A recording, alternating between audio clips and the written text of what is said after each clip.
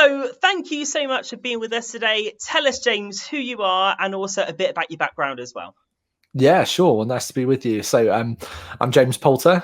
I'm the CEO and one of the co-founders of Vixen Labs, which is a specialist consultancy agency, marketing company, I suppose, that is specializing in the world of voice technology. So, voice assistants. So, your Alexas and Google Assistants, Siri and Bixby, Cortana, or any of those, and also wherever you might find a conversational artificial intelligence that you can talk to in things like Facebook Messenger and WhatsApp, but also out now maybe in your car or embedded in some other device. So that's what we focus on. And we work here based in the UK, but with a team in the US, the UK, and Germany, serving clients all over the world to help them basically partner with them and make their brand show up in the world of voice and conversational tech. Wow. And what you said there is amazing in itself because, I've got an Alexa in my house here, and quite often I might ask it to do a timer. Yeah. But I also ask for it to, I play games with my Alexa and I do all sorts of other things with my Alexa. And what you're saying is that loads of companies have been exploring how voice technology can be used for different purposes, right? Give me an example of how businesses have been using it. Yeah, so I think there's a lot of different ways, obviously, and every business is different, whether you're big or small, or if you're in the non-for-profit church or in the enterprise space, you'll have different reasons to get involved in this. The driving thing that's making people adopt voice tech is, as you've just described, Jason, is smart speakers has been a big driving force over the past couple of years. At the end of 2020, we did our own research into what's going on here in the UK, and it's very much chimed with other markets as well. And we're seeing that nearly a third of households in the UK already have a smart speaker. And more than that, of those people that have them, they're using them every day. But there's many more people that also have had for a long time voice assistants on their phones as well. So on their Android smartphones, using Google Assistant, using Siri over on their iPhones. And that has really grown a lot in the past 12 months in particular, as you would imagine, during the lockdown, as more of us have spent time at home. We've been looking for new things to keep ourselves occupied that doesn't necessarily involve another screen. We're seeing the rise of all sorts of non-screen based media at the moment, most notably in the past week, Clubhouse, which I'm sure many people might be interested in as well, which maybe we can talk about as well. And so voice assistants and audio content has had a real renaissance in the past couple of years. It's smart speakers, it's podcasts, audio advertising, audio voice-based search, and now this kind of new breed of voice-based social networks. And we're seeing brands get involved in many different ways. So the likes of the companies that we work with, people like, for example, Reckitt Benckiser, who make a lot of the household goods that you have in your house. So things like Dettol and Nurofen and Finish dishwasher tablets and Vanish floor cleaner and all those types of brands. We're seeing more and more of those brands come on board now to create experiences that you can talk to via their devices. And some of those are to help you get information. Some of them are to help you navigate and understand a product better. In some cases, it's to augment or supplement their customer services. So you don't have to pick up the phone and actually talk to someone. You can answer the quick questions that you might have about how to use a product or where to get a replacement or some kind of refulfillment via your smart speaker or via your phone. And that is one of the big use cases that we're seeing. And outside of that, in kind of the entertainment sector, and also particularly in the kind of church and third sector, we're seeing a lot of people developing content consumption methods via these devices. So I mentioned podcasts, but we're seeing the rise of things like flash briefings, which are little daily news segments you can get on these devices, and more immersive experiences, for example, to support things like meditation, mindfulness, and obviously prayer on these devices directly. Again, so you don't have to have a screen, which we often know can be a distraction, but we can do these things entirely with our voices and through listening with our ears, and that's helping people get involved. That is incredible. And yeah, you've mentioned that there are so many different voice technology products. Which I'm thinking, gosh, I've got quite a few around my home. I do it instinctively, but I just don't think that's a product that's been built. And tell me, that we're thinking in the kind of context of church, really. And people might be like, well, okay, interesting. You got my hood. But how can this be used in the Christian church context? I mean, like, we get our services, and we watch online our services, but what has been done, or what could it be used in the church context? We're seeing a lot of new use cases develop. In particular, obviously, in the past year, as many of us have gone into lockdown and we're streaming a lot more, we're consuming church from home. Podcasts and YouTube and video-based media has become more important than ever. So obviously we can consume podcasts through these platforms, often in a much easier way than kind of actually having to try and find them in the app stores, because many people don't even know how to navigate and search in the app stores, for example. But to just ask for your local church's podcast on Google Assistant or on Alexa can be a lot simpler. Now, there are issues there with lots of churches that have similar and sounding names, so there's a whole search optimization thing that we can talk about maybe later. But we're definitely seeing that people accessing media in and around their homes and on the go with their voices is on the rise. Podcasting has been on the rise for many years, and as I'm sure many churches pre-COVID were doing. But we've seen a real acceleration of that in the past 12 to 18 months. So podcasting is one big area where voice tech is becoming more important.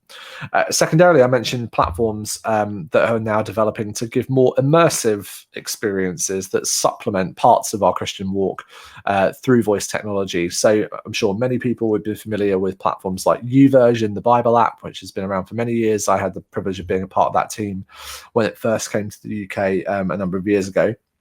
And uVersion have been building the ability for you to get things like verse of the day on reading plans via your smart speaker. Maybe I just share this on screen for those people that are watching. You can now get your uVersion Bible app on Amazon Alexa. You can open it. You can ask for uVersion's Rest, which is their mindfulness and meditation product, or you can get the daily devotional. And you can also do things like being able to ask for specific, you can hopefully see it here, specific plans and also specific verses of the day. And so that type of interaction model is something that we're beginning to see people get more involved in, and something that people really want to do, that they want to have an opportunity to have a discussion with around the Bible and get involved in it that way. And we're also seeing people turning to smart speakers as a way of engaging with prayer, because one of the things that is really interesting about voice technology is because there isn't a screen involved in the most part. Obviously, some people have voice devices that do have screens, is that you aren't being constantly prompted and bombarded by kind of notifications and advertisements and things like that to get you to use these apps. And so the best apps that we have seen emerge in this space really operate around habits, rituals, and routines, because it's the type of thing where you're doing something anyway and you're instinctively wanting to go find that thing. And when the thought passes through your head, it's much quicker to just say it out loud than it is to go find your phone, which, okay, for most of us is surgically attached to us as it is at the moment, but or go boot up an iPad or a screen, or go find something on YouTube. It's much more straightforward. And it really plays into this idea of habit formation and habit loops. It's something that if you go and read the work by like The Power of Habit by Charles Duhigg, or Hooked by Nir Eyal, those books all around habit forming, you need a trigger. Often that's something that's in your environment. You need a prompt to then go do something about it. You need an action to take, which is obviously these voice devices. And then you need something to stimulate or remind you to do it again if you want to complete that loop. And these devices have that built in for us because they're natural to talk to. It's the most easy thing to do. The action happens right there and then. It's immediate. There's no installing, there's no downloading, there's no buffering or anything like that. And then the loop comes because you can use things like notifications and reminders on these devices to prompt you to do these things again. And so it works perfectly in that kind of habit and routine cycle. So obviously things like prayer, mindfulness meditation, and also just getting reminders to maybe, for example, check in on your reading plan, or even when a service might be coming up for church.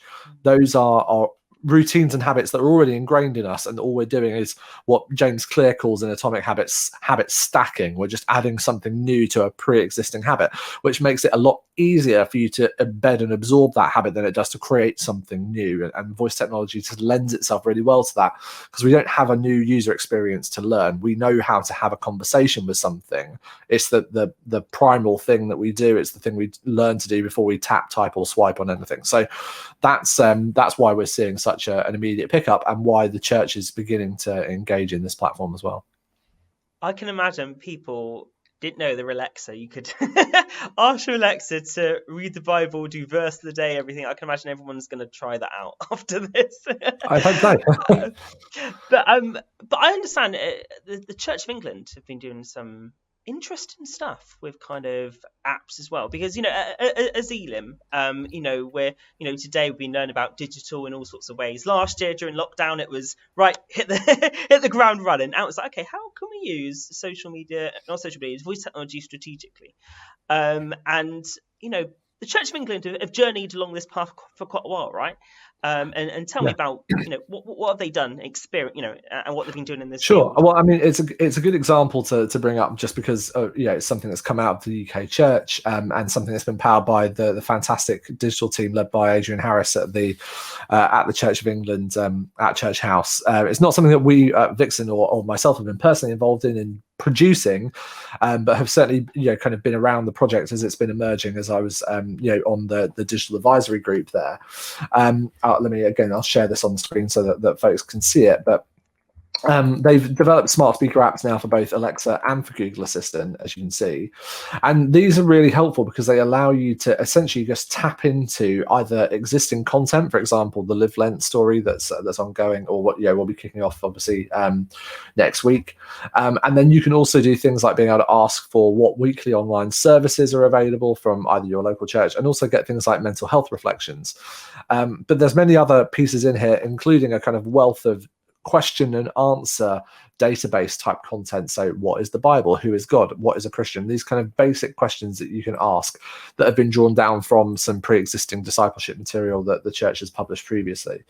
And I think what's important about these types of platforms, particularly when it comes to churches in the more kind of congregational or denominational sense, is that what they are beginning to do is give people a new way of accessing information that they wouldn't normally have done, and also that again can be prompted from many other places, right? So if you're watching your church service on a Sunday on Zoom or on YouTube or however you're doing that at the moment, it's a second device that's not occupied at that time, so you can be on screen prompting people, hey, go subscribe to the podcast, or go listen to our service again, or maybe contribute a thought, or find out more about when we're reopening, or whatever it might be. And you can do that instantaneously without necessarily having to divert away from the device that you might be already using for listening to or watching a service.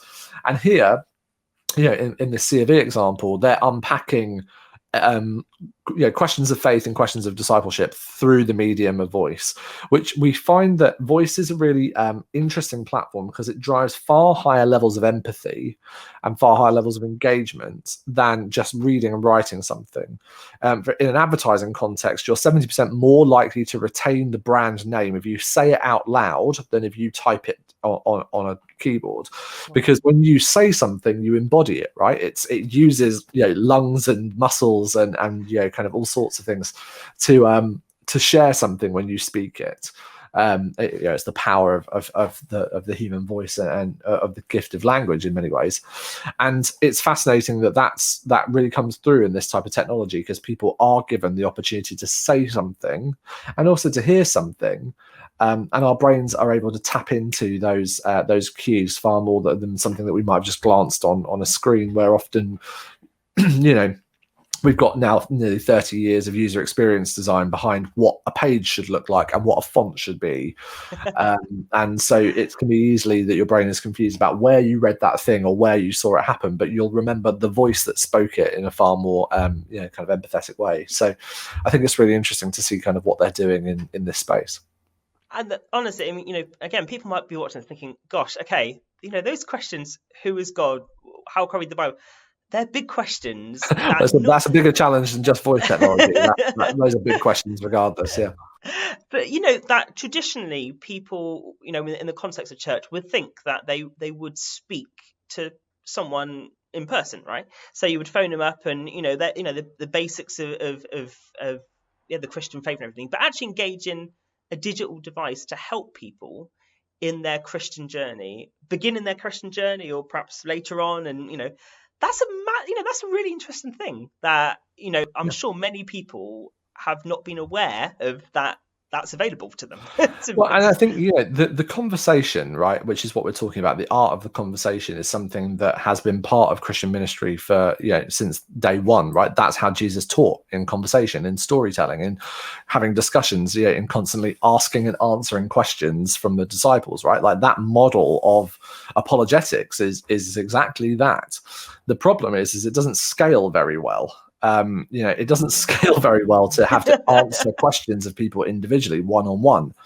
And I think that's an interesting prospect for what AI in general, not just conversational there's the voice devices that we're talking about today, right? That's the thing that we deal with every day, the endpoint. It's just a mechanism of you engaging with this. But the bigger and more interesting question is, what will the implications of the AI that we're talking about that runs these engines produce over time?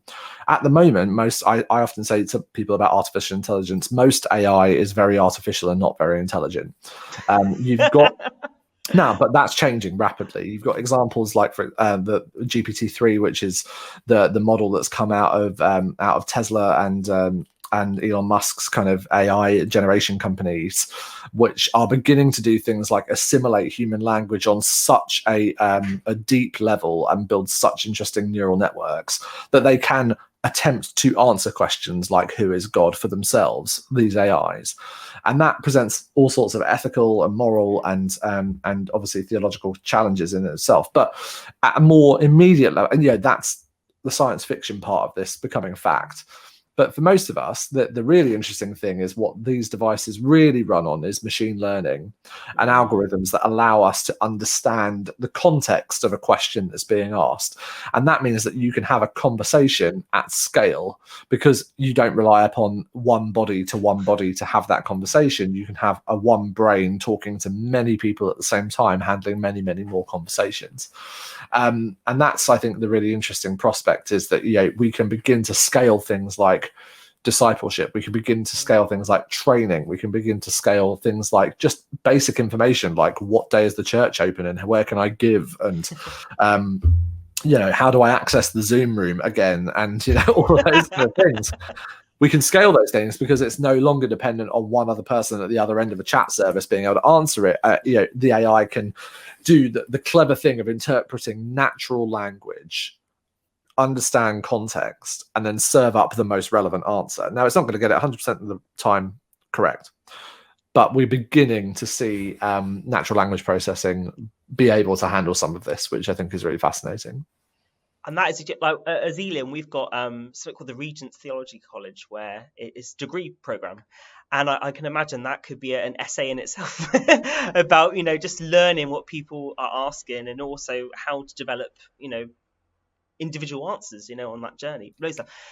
So, question, I mean, okay, someone might be saying you got me hooked, you got me attentive now, but let's go through the two strands really even deeper, that evangelism and discipleship. So you've mentioned them some already, the evangelism. People can ask questions to Alexa on certain questions. From your experience, what other aspects could we do, or what have brands been exploring and business exploring, how they can, on that evangelism kind of route, if you see what I mean? Well, I think, again, it comes back to making content available to people in different formats than we would usually attend to, right? One of the big barriers to entry for many, many years, and we've seen this in the past year in particular, has been really, if you want deep evangelism content, you've got to walk through the door of a building, yes, often on a Sunday or a midweek group, into a context that you're unfamiliar with, often surrounded by people that are a bit odd and were like trying to kind of, or at least seem odd to you, and in some churches that both of those two things are true, but you walk into a place and you are the outsider coming in, and then you are often kind of invited to, but more often than likely subjected to, a barrage of information about something you do not understand and didn't really want to hear about in the first place. You're often lured in for the coffee and a biscuit, and so that problem right? That problem that exists in most evangelistic contexts is that actually in most cases, we often call them the seeker, wasn't seeking in the first place. They just showed up. Wow. They weren't asking questions. And because most people aren't coming and asking lots of questions, they might come with a feeling, they might come with a sense of something, but they're not necessarily asking the questions that we often think that they are asking. But there comes a stage, sometimes before for some people, some people they're asking questions and then the Spirit prompts them to do something about it. Sometimes they feel a prompting in their spirit before they've ever asked a manifested question. But at some point in that journey, a moment will come where that kind of apologetics engine needs to kick in and it needs to begin to answer questions. So I think that's where conversational platforms, whether they are AI powered or partly also human constructed or engaged with, so things like chat, we're living our entire congregational lives on chat rooms at the moment, right? For many people, that is a very different context to engage in these subject matters, because you have got a level of abstraction from it, because you're not personally there, you're not physically present, you're not often seen. And in some cases, if you're talking to an AI pre-programmed bot to get the answers, there's no judgment there. There's no one judging whether or not, A, they've done a good job of delivering the message, but B, whether or not you've interpreted it in the way it was intended. And so that level of separation gives a really interesting new dynamic. I'm not saying it's necessarily better, but it gives a different dynamic, which may be more appropriate for some people to engage in that journey of coming to understand Jesus and coming to understand the message of the gospel. So that's in the evangelism camp. On discipleship, most churches say that they do discipleship programs that they don't either deliver or are very badly attended. And that's because no one really understands what it means to do the discipleship thing. And I mean, realistically, if you go back to the core meaning of what was Jesus asking people to do when he sent out the disciples to go and make more disciples, it's like, well, he said, come and follow me. They did that. They watched what he did and they repeated it, right? So they came and enacted rituals, habits, and routines. And then he said to them, go out and find other people to inhabit these rituals, habits, and routines. And the problem we have is that we try and make discipleship fit into 6 weeks of, kind of course that happens between 7:30 and 9 o'clock in the evening. On a Wednesday night, always Wednesday night. On a Wednesday night with some non-alcoholic wine. And that often isn't the context that fits, one, with people's lives, two, as a model has completely fallen out the window at the moment because of our current situation. But it's also proven that didn't probably work in the first place. And then once you have completed that 6 weeks, which you probably attended 3 of because you were babysitting the other 3, or the dog was sick, or you had a deadline, or you were just sick of seeing people, now we're all craving to see people, so it's a different situation. But you then had done the discipleship course or whatever it might be. Whereas actually the reality is that we need to bring people into ongoing disciplines. That's what it's about, right? It's like that brilliant book by Richard Foster, which I'm sure everyone's read, or would like to think that they've finished, but Celebration of Discipline. But it's that idea of, there are habits, rituals, and routines that we need to be brought into. And I think for too long, we've shied away from the idea that technology could somehow assist us in that. It's like, well, if it doesn't happen in these contexts, then it's not really what it should be. And we've been afraid of outsourcing any of those tasks to technology to help get it done. I think what we're seeing now is that, well, one, under pandemic conditions, we have to, because we cannot be manifestly present with people in a church building on a regular basis, that will suffer burnout of all church staff if they try and do a Zoom call with every member of their congregation at the depth of level that they would have done in a small group setting. And also we've got fatigue of just watching ourselves on screens the whole time. And when all social interaction is reduced to a series of boxes on a display, it becomes pretty tedious. So I think there's something to be said for the utilization of technology in the broadest sense. Some of that's going to be AI driven. Some of that is going to be these little devices that are essentially nudge engines. All their job is to prompt us to do the thing we probably should have been doing anyway, right? It's like MyFitnessPal and Runtastic. Why have they got notifications in there to remember you to log your breakfast, lunch, and dinner and remind you that you haven't been running for a week? Is to nudge you into doing those things.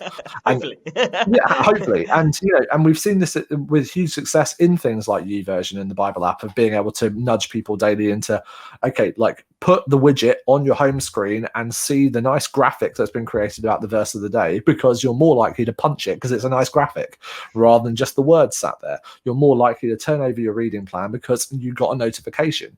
So we should be thinking about how can we apply these same tactics, these same nudge principles that we would use in customer relationship management, or kind of customer services, or in user design, in all contexts of life, really, particularly within church life, because where it is so important that we do bring people on in a culture of discipline, and in making disciples. And that's ultimately what we're trying to do. And we shouldn't be constantly reducing it back down to a tried, tested, and predominantly failed format and hope that we'll do it better the next time round because the pastor had an extra couple of weekends to write a more engaging series. Like, that's just not going to do it in the long term. And certainly not going to scale to the idea of kind of seeing many more people come to know Jesus and come to be disciples in the long term. That's amazing. Currently doing an experiment of kind of post-COVID church. So when COVID goes away, whenever that may be, what is a church going to look like, and how do we embrace different things? And what you mentioned there was really interesting about, particularly, we all know that habits have really changed, haven't they, during this time. It is not that Wednesday night, but how can we use that voice tech in to help in these different ways? But tell me, for the local church then, who is the pastor might be like, okay, I get it, I'm sold. What can they actively do now to embrace this space in kind of interesting ways, from perhaps some simple ideas or to experiments to something that they perhaps want to think a bit more further?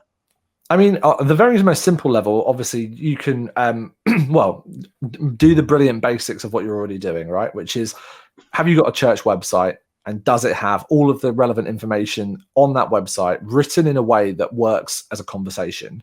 So think about all the questions that someone might regularly ask your church as a question.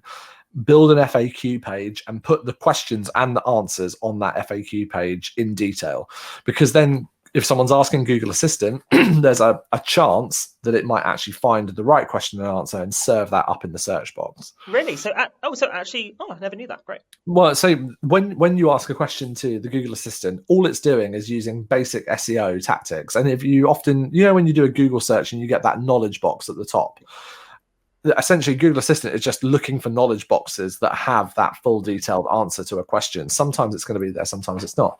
But that's a great way to start. Make sure that your metadata about your church, so things like using Google locations, making sure that you've saved your place, making sure that like all your contact details is up to date and your opening times are there, so that actually these engines that scrape this data from these standard ways of doing things can actually be found.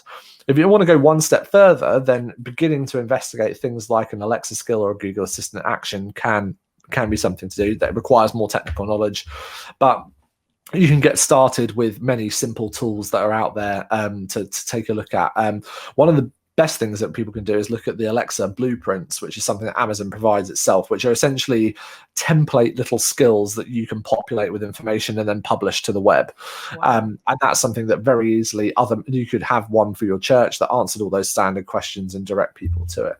But in most cases, it's actually about making sure the regular web information that's out there about your church is already optimized for discovery. And then if you go beyond that, then you begin to think about things like media and content. So are you uploading your services to YouTube? Are you uploading them as a podcast? If you are, pay attention to the details that go up with those episodes. So not just the name of the sermon title, but who spoke it, where did it happen, what was the name of the church, how can people find out more, where can they get involved. Make sure that all that detail is actually in the metadata of the descriptions on the podcast platforms and also on YouTube. Because if I say, hey Google, open Elevation Worship on YouTube, it's going to find it because they go to the effort of doing so. But if All Saints Skegness, I don't know if that exists, has or has not done that. Sorry, all Saints Skegness, if you're watching and you have done that. That may not happen if they've not optimized that content to be found. So make sure that kind of detail is being paid attention to. And then for much broader, maybe kind of diocesan or kind of actually a kind of I might have lost the word, kind of congregational level, at nationwide church level, shall we say.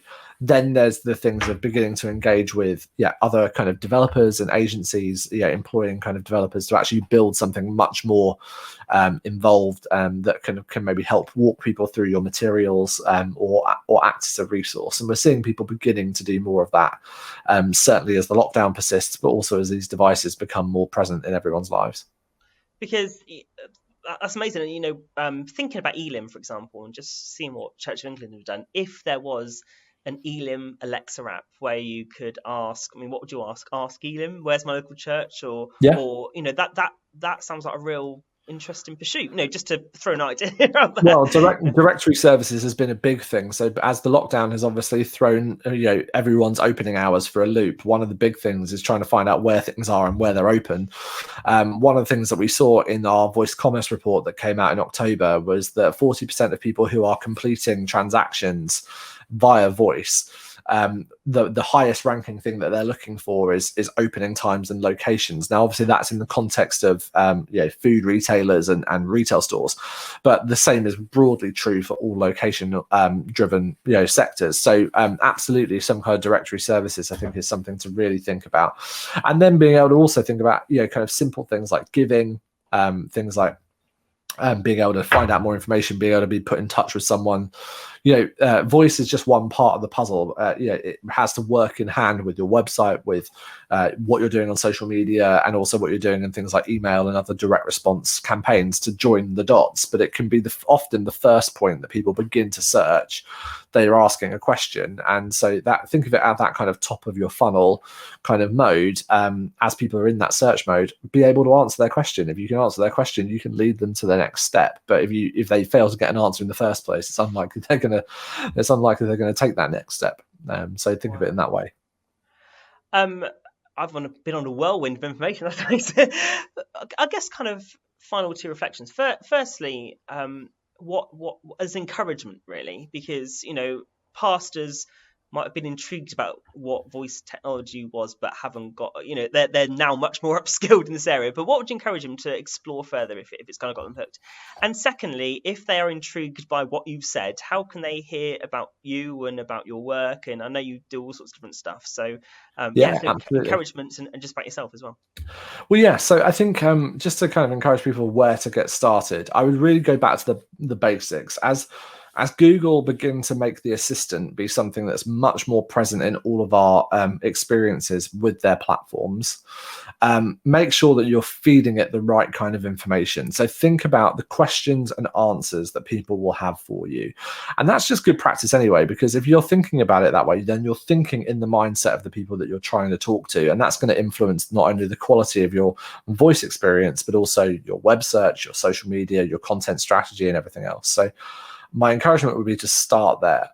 My other encouragement would be is to not be afraid of using these things as part of your experience, because, yes, there have been concerns around things like privacy and security. We probably haven't got time to go down that rabbit hole.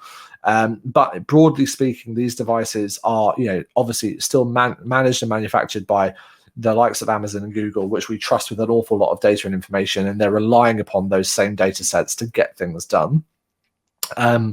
There will be interesting kind of questions to ask as those things open up over time. But right now, the engine needs the fuel, and the fuel is the data. And so if we want to be able to be found, we have to kind of put that fuel in. Otherwise, that car's never going to get off the start line. In terms of being in touch with us at Vixen and finding out more about what we do, maybe I'll just flash this up on screen for you guys. We have something that I mentioned before called the Voice Commerce Report, and that is our kind of detailed study into the UK's state of the voice industry, which we published in October.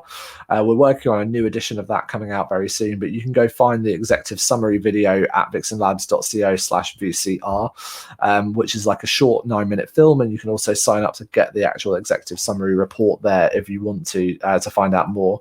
And if you want to follow what I'm up to on LinkedIn and on social media, one of the best places to do that is to tune in Tuesdays in the afternoon at 3 p.m.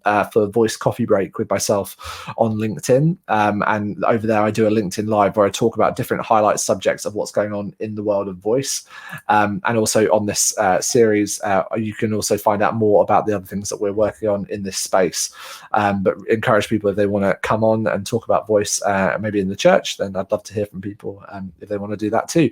And the rest of it can all be found at our website, vixenlabs.co, for all the information.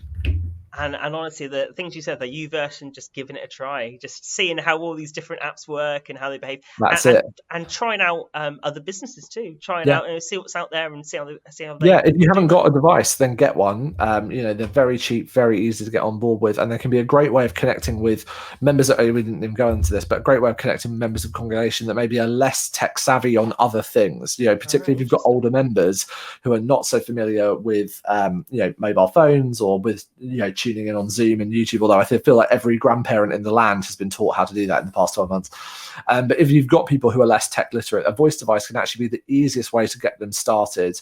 An Echo Dot or a Google Nest Mini, talking about less than £50 devices. I know obviously that's still a lot of money for some people, but that's a very easy thing to kind of get people started with. My 92-year-old grandmother has an Echo Show 5 in her living room, which is a little Echo with a screen, and we've taught her how to do video calls on it and how to drop in on us, which is just the way of just asking for it. And she requires no other help. She can operate that on her own, and she can now listen to the radio, check the weather, like all of those types of things, because she just talks to it. There's no screens and kind of difficult menus to understand. It's just very, very simple. So if you've got older congregation members, or you're trying to connect with people who are less tech literate or have other accessibility issues, it can be a really great way of getting people involved in what you're doing. Amazing. Thank you so much, James. I'm like buzzing now for this voice tech. Right. Just want to try that. Thank you ever so much. Do really appreciate it. Thank you, James. Thanks so much, Jason. Nice to see you.